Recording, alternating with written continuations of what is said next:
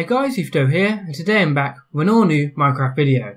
Now today's video has an Overwatch theme, so we'll be looking at one mod, that's Minewatch, as well as a map recreation. We'll start out with the mod, because there's not really a lot to the mod, it's quite a small one, it's work in progress. What they do have is very good, but like I say, it is lacking in terms of content, and then we'll move on to the map, which is the furthest thing from lacking in content. It is very big and very expansive. So let's start out with the mod, and we'll jump straight into things here. Now the mod adds 8 Overwatch Heroes into the game for you to play as and battle your friends as. I would generally say this is put to best use on multiplayer. So if you have a private multiplayer server with your friends, maybe there's a group of you who are both fans of Overwatch and Minecraft, this is the perfect mod to have some great battles with. You could just give yourself the items in the creative menu. It does actually have its own section in the creative menu where you can pick out all your characters and your weapons, and then you can have some great battles, maybe even on this map.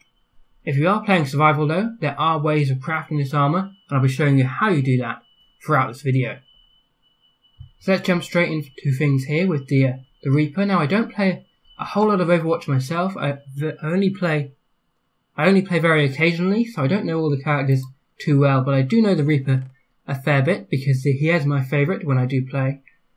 Now the Reaper can actually craft Hellfire shotguns. Now the mod does a good job of recreating the characters in terms of the armour, but the best job is put to use on the items, the actual weapons these guys have.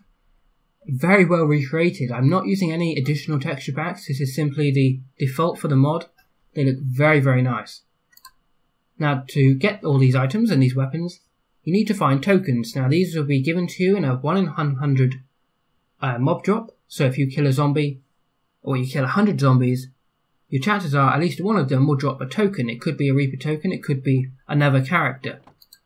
Once you collect enough tokens, you can then use 1 token to create the items, and 1 token plus an armor piece. It does have to be iron, and then you can get the armor piece for your character. So I'll show you that just here. Let's grab the Reaper token, and I'll take it over to the crafting bench, and you'll see I now have 2 Hellfire shotguns. Now, as you can actually see really close up here, they do look very good once they're in your hand. The detail that the modder has gone into to create this is very impressive. Kudos for the level of detail.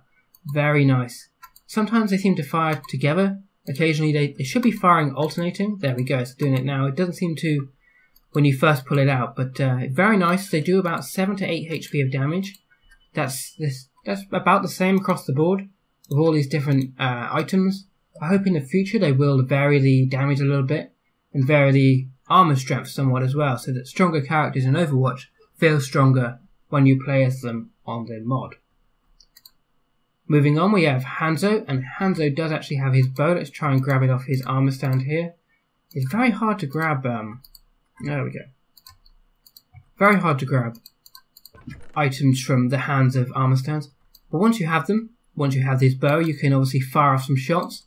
This does of course do more damage than your typical bow, but it does require arrows just like your regular bow would, and in which case you will need some arrows on hand before you grab this guy's weapon. He's actually the only one who actually requires you to fuel his weapon yourself. All of the others have somewhat of an infinite amount of ammo, but they will eventually break. All of the items actually have 100 durability. We also then have Reinhardt's rocket hammer, which you can use to crush your enemies if you please.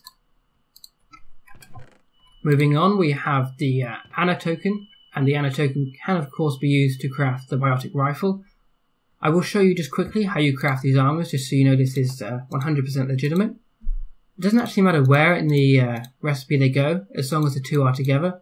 And as you can see in the occasions where I don't have the chest piece, it's actually the rifle I'm crafting. Now the rifle is actually one of the best ones on this, actually, I would say, because you can use the shift key by default and actually zoom in, and it's very accurate. Once you have the zoom, it's quite steady, it's quite, like I say, it's really easy to pinpoint your position. It doesn't kind of sway like you might expect it to. Really, really good control. If you're going without the scope, a little bit harder to hit your target, but all that much, all the more exciting when you do hit somebody with the no scope. Moving on to the next character. I don't even know how to pronounce that, so I'm not going to try. Not a character I've encountered much playing myself. Like I say, I don't really play this very often. I'm presuming that's Genji, but I do apologise if I butchered that pronunciation. He has the throwing star, and the throwing star is pretty cool. The animation is pretty sweet. You can throw several throwing stars, one after the other. I think it's about 3, maybe 4 actually, just in quick succession. Again, these deal a fair bit of damage. They won't, if you are playing in survival, don't worry, you won't have, you won't throw it, it'll be gone. They do have 100 durability, so you won't just throw 1 star and lose them all, which I originally thought it would be almost like a snowball. So I was surprised that you only get 1 of them per craft with a token. On to the next character, we have Tracer, who of course herself likes to dual wield. When you craft them, you will get 2 of her pulse pistols, and these actually fire in unison. They'll burst out quite quickly, and then you'll have to reload. You can tell that in the bottom left, as you see there. It's almost like the Ender Pearl reload, where it's kind of greys out for a second, but once it's up and firing again, the fire rate is very impressive with that one. Let's just put the last of those into there. Again, actually, let's grab this just for 1 second.